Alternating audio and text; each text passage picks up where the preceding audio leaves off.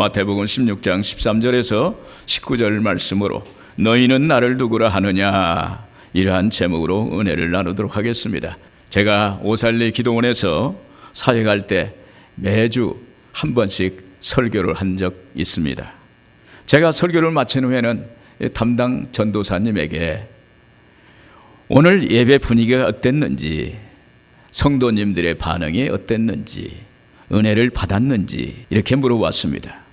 또 예배드린 연령층은 어떻고 모인 인원은 몇 명이나 됐는지 물어보았습니다. 이런 질문은 제가 설교를 한 후 그 반응을 보고 다음 설교를 준비하는 데 반영을 하고 내가 얼마만큼 예수님의 마음을 설교를 통해서 잘 전달했나, 이런 것을 생각해서 물어봤던 것입니다. 성경에는 예수님이 질문하는 장면이 여러 번 나옵니다. 오늘 본문의 말씀은 예수님이 가이사랴 빌립보 지방에 제자들을 데리고 가셨다가 그들에게 물어보시는 것입니다. 예수님께서 제자들에게 사람들이 인자를 누구라 하느냐, 이에 더러는 세례 요한, 더러는 엘리야, 어떤 이는 에레미야나 선지자 중에 하나이다, 이렇게 말합니다. 다시 예수님이 베드로에게 말합니다. 너희는 나를 누구라 하느냐, 주는 그리스도시요 살아계신 하나님의 아들이십니다. 이런 답을 합니다. 이에 예수님께서 기뻐하시면서 놀라운 반응을 하세요. 예수님께서 제자들이 얼마나 예수님을 믿고 따르는지 그걸 알고 싶었어요. 그래서 물어보신 것입니다. 먼저 너희는 나를 누구라 하느냐라는 질문은 너희는 나를 그리스도로 인정하느냐는 질문입니다. 15절에서 16절 보면 같이 보겠습니다. 이르시되 너희는 나를 누구라 하느냐, 시몬 베드로가 대답하여 이르되 주는 그리스도시요 살아계신 하나님의 아들이시니이다. 예수님이 어느 날 제자들과 함께 가이사랴 빌립보 지방에 가셨습니다. 거기에서 북쪽으로 2800m 되는 높은 헐몬산이 있습니다. 그 헐몬산에서 그 이슬이 내리는데 새벽 이슬이 많은 물이 되어 큰 물이 되어서 갈릴리 호수를 이루게 되는 것입니다. 이것은 시편에 이렇게 말씀하고 있습니다. 시편 133편 3절에 헐몬의 이슬이 시온의 산들에 내린 같도다. 헐몬산의 이슬이 시온의 뜰을 적십니다. 그 이슬이 얼마나 많이 내리는지 그것이 비가 되어서 갈릴리 호수를, 큰 호수를 이루는 거예요. 그래서 척박한 땅에 이슬이 내려서 그곳에 초지를 적십니다. 그래서 수많은 양떼와 소떼들이 그걸 먹고 젖을 짜고 꿀을 내는, 젖과 꿀이 흐르는 하나님의 섭리의 땅을 말씀하고 있는 것입니다. 여기서 가이사랴 빌립보 지방은 헐몬산과 갈릴리 호수 중간에 위치해 있습니다. 이것은 다른 이스라엘 땅과는 비교가 안 될 정도로 비옥하고 그리고 풍요로운 곳이었습니다. 여기 가이사랴 빌립보 지방의 가이사는 로마 황제의 그 명칭이 가이사예요. 그래서 가이사라 그랬습니다. 당시 그곳을 다스리는 분봉왕이 빌립이었습니다. 빌립 왕이 로마식 도시를 건설하고 로마 황제 가이사에게 헌정한다는 의미로 도시 이름을 가이사라 빌립보라, 이렇게 명칭을 지었습니다. 그곳은 로마식으로 지어진 번화하고 풍요로운 도시가 된 것입니다.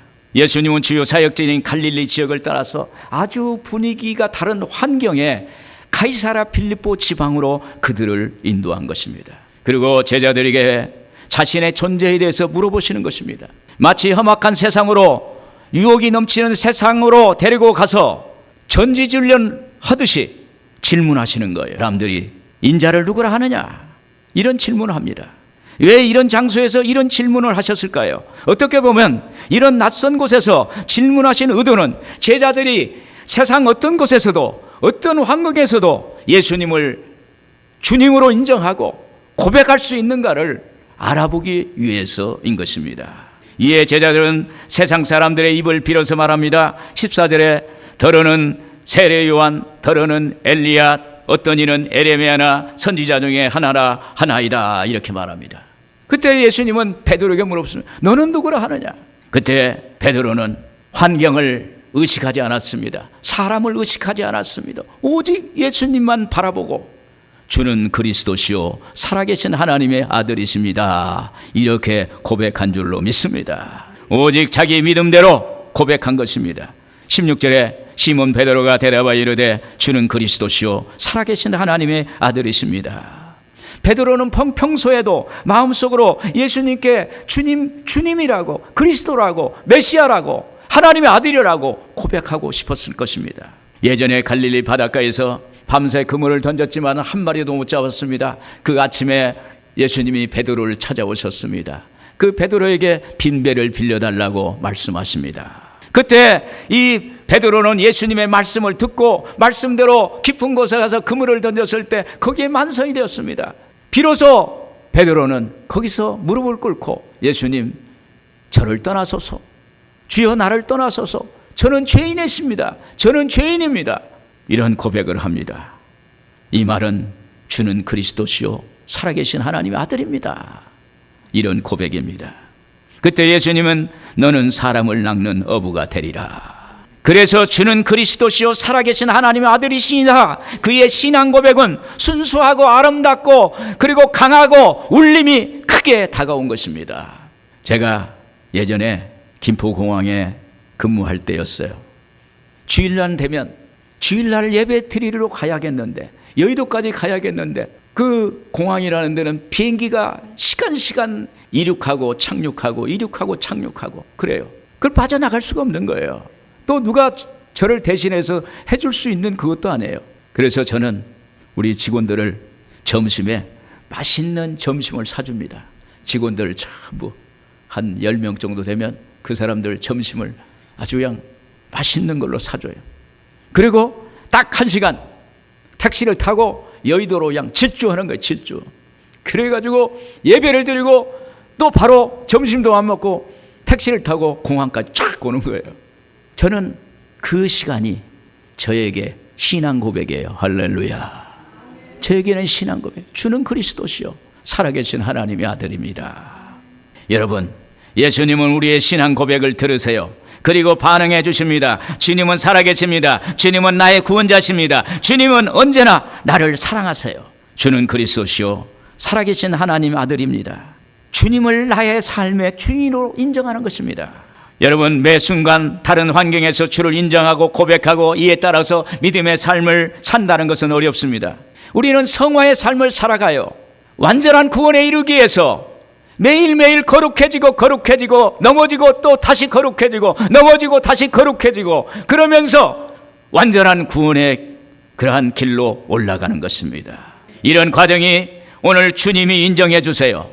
오늘 우리 이러한 과정의 삶을 살아가는 것을 내가 주님을 인정하는 것입니다. 제자들이 예수님에게 이렇게 묻습니다. 형제가 죄를 범하면 몇 번 용서하려 주리까?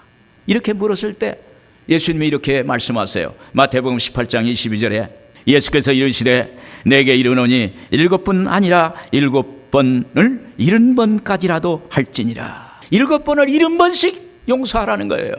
오늘 여러분, 우리가 남도 용서하고 나도 용서해야 되는 거예요. 나 자신도 용서하고 남을 용서하고 다시 일어나고 다시 일어나고 다시 일어나고, 그것이 예수님을 인정하는 거예요. 할렐루야.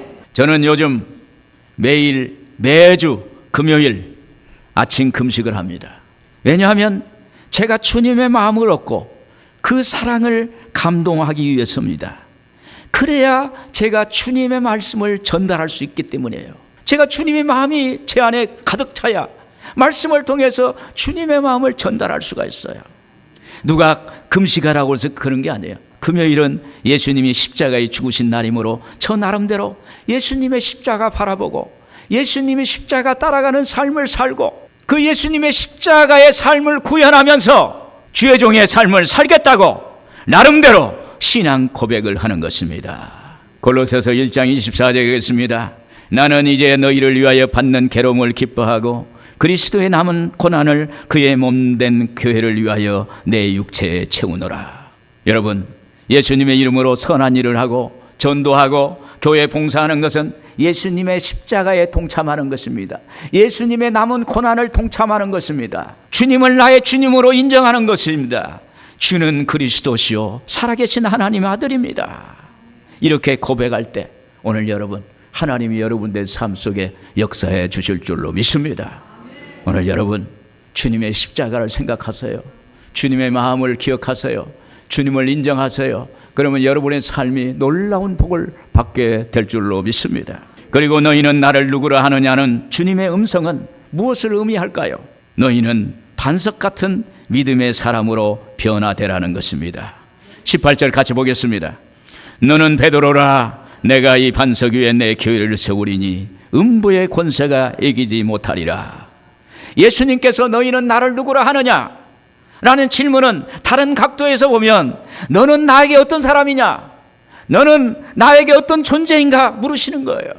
예수님이 그래요. 너는 나에게 어떤 존재냐? 어떤 사람이냐? 그리고 너희는 어떤 믿음을 가진 소유자냐? 진짜 내가 믿어도 될 사람이냐? 이렇게 물으시는 거예요. 저는 이 질문이 우리의 신앙적 삶을 간통하는 말씀이라고 생각하는 거예요. 왜 예수님은 이런 질문을 하셨을까요? 예수님은 제자들과 함께 하시면서 베드로가 예수님을 믿는다고 따라다니면서도 가끔씩 넘어지고 무너지고 쓰러지고 그리고 다시 일어나는 그런 삶을 살았어요. 마치 갈대처럼 흔들릴 때도 많았어요. 이런 모습이 정상적인 모습이 아닐까요? 이런 모습이 우리의 모습이 아닐까요? 그럼에도 예수님께서 베드로에게 하신 말씀은 너희는 나를 누구라 하느냐? 너는 나를 메시아로 그리스도로 믿느냐? 너희가 믿고 따르는 쫓아가는 대상이 예수 그리스도냐? 라고 묻는 것입니다. 그때 베드로는 이렇게 고백합니다. 저는 예수님을 그리스도요 하나님의 아들로 믿는 자입니다. 나는 예수를 그리스도로 하나님의 아들로 믿는 사람입니다. 이러한 고백을 하는 것입니다. 이에 예수님께서 베드로에게 말씀하세요. 17절에 예수께서 대답하여 이르시되 바요나 시몬아 내가 복이 있도다. 이를 내게 한 이는 혈육이 아니요 하늘에 계신 내 아버지시니라. 여러분, 너의 고백은 내 육신의 고백으로 한 것이 아니라 내 안에 있는 하나님 성령께서 말씀하신 것이다. 고린도전서 12장 3절에 성령이 아니고는 누구든지 예수를 주시라 할 수 없느니라. 할렐루야. 오늘 여러분, 성령이 아니고는 예수를 주시라 할 수가 없어요. 예수님을 나의 주님이라고 할 수가 없어요. 여러분, 성령이 아니고는 교회에 나올 수가 없어요. 성령께서 우리를 이끌어 주셔서 우리 내면에서 성령이 인도하시는 거예요. 그래서 오늘 여러분 하나님 앞에 이 성전에 나와 예배 드릴 때 하나님이 여러분에게 복을 주실 줄로 믿습니다. 그리고 베드로에게 18절에 그랬습니다. 너는 베드로라. 내가 이 반석 위에 내 교회를 세우리니 음부의 권세가 이기지 못하리라. 예전에 예수님이 베드로를 처음 만났을 때도 너는 게바라 베드로라 이름을 지어주셨는데 다시 한번 이곳에서도 너는 베드로라. 이 반석 위에 내 교회를 세우리니 음부의 권세가 이기지 못하리라. 이 말씀은 다시 베드로의 이름을 되새겨주는 것입니다. 여러분, 이 말씀은 예수님의 교회를 세우는 토대가 되는 반석 같은 믿음의 사람이 되라는 거예요. 여러분, 우리는 예수 믿기 이전에는 베드로처럼 시몬처럼 갈대처럼 흔들렸습니다. 그러나 믿은 후에는 베드로처럼 반석 같은 믿음이 그러한 사람으로 되는 것입니다. 오늘 여러분에게 반석 같은 믿음이 되기를 주의 이름으로 축원을 드립니다. 그런데 그 후 베드로는 예수님께서 십자가에 죽으실 때 3번 부인했습니다. 3번 넘어졌어요. 그 후 그는 심히 울었고 그리고 자책했고 그것이 마음으로 상처가 됐어요. 그래서 베드로에게는 항상 상처가 있게 된 것입니다. 우리도 비슷합니다. 저는 초신자 때 제가 꼭 응답받아야 하는 기도의 제목이 있었어요. 기도 제목 안 받으면 저는 너무너무 어려운 위기에 처해 있었던 거예요. 그때 하나님께 기도했어요. 하나님, 이 기도 응답해 주세요. 이 기도 응답해 주세요. 이 기도 응답해 주시면 제가 주님을 위해서 열심히 예배도 드리고 교회도 열심히 다니고 열심히 하겠다고. 그랬는데 기도원에 올라가서 기도도 하고 금식도 했는데 기도가 응답됐을까요? 안 된 거예요. 안 돼가지고 제가 아이고 하나님이 안 계신갑다. 그리고 그 다음부터는 제가 그때는 대학 다닐 때니까 담배를 폈어요. 또 막걸리도 먹었어요. 완전히 그냥 하나님이 안 계셔. 이제 반항하는 거예요. 이제 막 반항을. 근데 1년 만에 제가 한 6개월이 지났나? 폐결핵이 걸리고 늑막염이 걸렸어요. 그래서 제가 이제 죽게 생겼어요. 방 한 구석에 들어서 콜록콜록 할 때 늑막염이 있어가지고 기침할 때마다 늑막을 건드려요. 그 고통이 얼마나 아픈지. 마치 메뚜기가 이렇게 웅크리고 앉아있으면 새카만 메뚜기가 그런 것처럼 그냥 혼자 골방에서 그때 콜록콜록 할 때마다 통증이 올 때마다 하나님 죄송해요. 잘못했어요. 용서해 주세요. 다시는 안 그럴게요. 예수 잘 믿겠습니다. 예수를 믿겠다고 또 다시 교회를 나오고 또 열심히 그러면서 늑막염은 한 달 만에 고쳐졌고 폐결핵은 4년의 투병 생활을 했어요. 4년의 투병 생활하면서 마치 바람 앞에 꺼져가는 촛불처럼 이 26살, 27살 이 푸른 청년이 바람 앞에 등불처럼 살았어요. 의사의 한마디가 제 운명을 좌우하는 거예요. 오늘 좋아졌습니다 하면 하늘이 맑고, 오늘 나빠졌습니다, 공부 그만두세요 그러면 하늘이 까매져요. 그런 어려움을 겪으면서 하나님밖에 없다고. 그리고 찬송가도 있어요. 제가 좋아하는 찬송은 예수는 나의 힘이요 내 생명 되시니. 할렐루야. 그 내 생명, 내 생명의 원천, 그 주님을 붙잡았어요. 여러분, 우리가 신앙생활을 잘한다고 하지만은 가끔씩은 자책할 때가 있어요. 하나님, 제가 부족합니다. 제가 넘어지고 쓰러질 때가 많습니다. 용서해 주세요. 그러면서 주님을 베드로처럼 붙잡고 나가게 되는 것입니다. 그렇게 상처받은 마음을 가진 베드로와 제자들이 예수님이 승천하신 후 말씀대로 120명이 마가 요한의 다락방에 모여서 열흘 동안 간절히 성령을 대망하면서 하나님께 기도했습니다. 기도하고 회개하고 기도하고 그것을 반복하고 열흘째 되었을 때 오순절날 성령이 120명에게 다 똑같이 바람 같은 성령, 불 같은 성령이 임하는 역사가 나타나게 된 것입니다. 그때 베드로는 성령 충만받고 완전한 새 사람이 되어서 반석 같은 믿음의 사람이 됐어요. 여러분, 우리가 성령 받으면 기도하면 성령 받습니다. 안수기도 받고 그리고 말씀을 보며 기도하면 성령이 오는 거예요. 성령이 오면 성령께서 우리에게 예수님의 십자가, 나를 위해서 예수님이 십자가에서 죽으셨고 나를 위해서 십자가에서 부활하셨다, 그것이 믿음으로 와 닿는 것입니다. 그래서 믿어지고 그리고 변화되고 성령 받으면 능력이 나타나고 그러한 역사가 나타나게 된 것입니다. 그래서 그는 믿음의 반석 같은 믿음으로 초대교회를 이루었고, 그가 로마에서 사형당할 때 예수님은 십자가에 죽으셨기 때문에 자기는 그렇게 죽을 수 없어서 십자가에 거꾸로 매달려 달라고 부탁을 해가지고 거꾸로 매달려 순교했다는 것입니다. 여러분, 이와 같이 반석 같은 믿음으로 음부의 권세가 무너지는 역사가 나타난 줄로 믿습니다. 음부의 권세가 무너지는 거예요. 오늘 여러분, 성령 임하고 반석 같은 믿음, 너는 베드로라, 이 반석에 내 결을 세우리니 음부의 권세가 이기지 못하리라. 오늘 로마가 기독교를 박해했지만은 303년에 로마가 무너져 버리고 거기에 기독교가 로마의 국교가 된 줄로 믿습니다. 그래서 베드로가 하나님의 생명력에 기록된 제자가 된 것입니다. 여러분, 우리는 주님 말씀대로 베드로같이 성령 받고 반석 같은 믿음의 사람이 되어야 되는 것입니다. 그럴 때 반석 같은 믿음을 보시고 우리 주님이 우리에게 말씀하세요. 우리에게 찾아오세요. 우리를 격려해 주세요. 우리의 인생의 길을 열어주세요. 오늘 우리에게 하나님의 기적을 주실 줄로 믿습니다. 그래서 여러분, 너는 베드로라. 베드로 같은 믿음이 되기를 주의 이름으로 축원을 드립니다.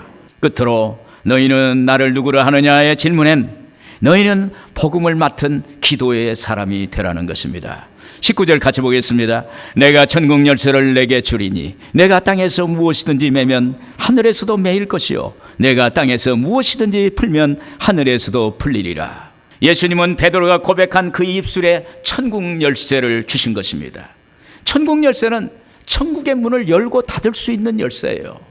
이 천국 열쇠는 실제적인 열쇠가 아닌 상징적인 열쇠로 복음을 말하는 것입니다. 오늘 여러분, 오늘 우리에게 복음을 주신 줄로 믿습니다. 예수님께서 천국 문이라고 할 수 있는 교회를 지키는 청지기들에게 그 문을 열고 닫을 수 있는 천국 열쇠를 우리에게 주신 거예요. 다시 말하면 우리에게 복음을 맡기신 것입니다. 따라서 땅에서 푸는 것은 복음을 열심으로 사람들에게 전하는 것을 말합니다. 말씀으로 푸는 것입니다. 말씀으로 풀 때, 전할 때 하늘에서도 풀린다는 거예요. 이때 천국문이 열려서 그 복음을 듣고 안 믿는 사람이 구원받아서 천국으로 올라가는 역사가 있게 될 줄로 믿습니다. 이와 반대로 땅에서 맨다는 것은 곧 복음을 맡은 자들이 이 땅에서 증거하지 않는다는 걸 말해요. 여러분, 우리가 복음을 증거하지 않는다면 그 말씀을 듣고 아무도 안 전하니까 안 믿는 거예요. 그래서 나 때문에 복음이 매이고 묶이고 천국문이 닫혀서 아무도 천국에 들어가지 못하는 거예요. 여러분, 천국 열쇠를 사용하시기를 바랍니다. 여러분, 천국 열쇠는 복음입니다. 복음은 언약의 말씀이에요. 그러므로 믿는 자에게는 반드시 이루어주세요. 이사야서 14장 24절에 그랬습니다. 만군의 야훼께서 맹세하여 이르시되 내가 생각한 것이 반드시 되며 내가 경영한 것을 반드시 이루리라. 여러분, 반드시 복음은, 하나님 말씀은 이루어지는 줄로 믿습니다. 그리고 복음은 예수 그리스도예요. 오늘 여러분 예수님만 계시면 모든 것이 열려지는 역사가 나타나는 거예요. 예수의 이름으로, 예수의 이름 문제는 해결받을지어다. 예수의 이름으로 기적이 일어날지어다. 예수의 이름으로 오늘 우리의 삶은 열려질지어다. 잘될지어다. 기적이 일어날지어다. 예수의 이름의 권세가 나타나는 거예요. 마태복음 28장 18절에 그랬습니다. 예수께서 나와 말씀하여 이르시되 하늘과 땅의 모든 권세를 내게 주셨으니. 오늘 예수님께 하나님께서 하늘과 땅의 모든 권세를 주셨다는 거예요. 그러면 오늘 예수 믿는 우리에게도 예수님 믿기 때문에 예수님께서 주신 하늘과 땅의 모든 권세가 우리에게 주어진 줄로 믿습니다. 오늘 우리는 하늘과 땅의 모든 권세를 갖고 있어요. 천국 열쇠를 갖고 있어요. 그 천국 열쇠로 하나님 앞에 나아가서 하나님의 역사가 있기를 바랍니다. 또한 천국 열쇠는 기도입니다. 기도는 하나님과 교제하고 소통하고 하나님의 능력을 덧입는 것입니다. 그래서 내가 땅에서 무엇이 매면 매일 것이요, 맨다는 것은 묶는다는 거예요. 네가 원수악한 마귀를 기도로 묶으면 묶일 것이요, 저주가 묶여버린다는 거예요. 그래서 우리가 기도할 때 나사렛 예수 이름으로 원수악한 마귀는 묶임을 받을지어다. 우리에게 문제를 갖다 주는 원수악한 마귀는 예수 이름으로 묶임을 받을지어다. 이게 묶는 거예요. 나를 괴롭히는 원수악한 마귀는 예수 이름으로 묶임을 받을지어다. 이게 묶여지는 역사가 나타나요. 여러분, 한번 해보세요. 한번 해보시면 진짜 기적 같은 일이 생겨요. 이 믿음은 실천이에요. 훈련이에요. 해보세요. 묶여요, 묶여. 그리고 내가 땅에서 풀면 하늘에서 풀린다는 것은 축복이 가로막히고 질병에 묶이고 마음이 묶이고 고통과 절망에 묶인 것을 기도로 풀어놓아 자유케 하는 것입니다. 기도로 원수악한 마귀를 묶인 걸 푸는 거예요. 나사렛 예수 이름으로 묶인 것은 떠나갈지어다. 한 길로 왔다 7길로 떠나갈지어다. 그렇게 기도하는 거예요. 그러면 풀려요, 풀려. 땅에서 네가 풀면 하늘에서 풀리고 땅에서 묶으면 하늘에서 묶이고, 이것이 바로 천국 열쇠 기도인 것입니다. 여러분, 기도는 예수 그리스도를 자신을 구세주로 고백하는 사람만이 가진 특권입니다.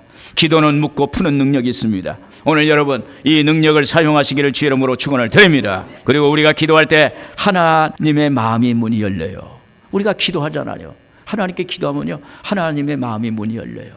여러분, 하나님의 마음이 문이 열리고 감동하면 하나님께서 우리에게 원하는 것을 우리에게 응답으로 주시는 것입니다.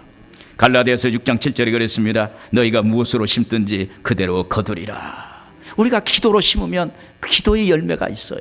그리고 우리가 기도할 때 하나님의 얼굴을 보게 됩니다. 고린도후서 3장 18절에 우리가 다 수건을 벗은 얼굴로 거울을 보는 것 같이 주의 영광을 보매 그와 같은 형상으로 변하여 영광에서 영광에 이르니 곧 주의 영으로 말미암음이라. 우리가 기도할 때 마치 주님을 얼굴과 얼굴을 대면하는 것처럼 보게 된다는 것입니다. 또 기도할 때 하나님은 우리가 생각지 못한 일을 생각나게 하세요. 우리가 기도하잖아요. 그러면 하나님 아이디어를 주세요. 또 하나님이 나의 피할 길을 예비하세요. 그걸 하나님이 이미지해서 우리에게 생각으로 이렇게 나타나게 할 때가 있습니다. 제가 지난 금요일 날 새벽에 꿈을 꿨는데, 예전에 교회에서 같이 신앙생활하신 분을 보았어요. 꿈속에서 보니까 얼굴이 좋게 보였어요. 그래서 왜 하나님 이분이 제 꿈에 나타나셨을까 기도하니까 그 사람에게 안부 전화를 해라.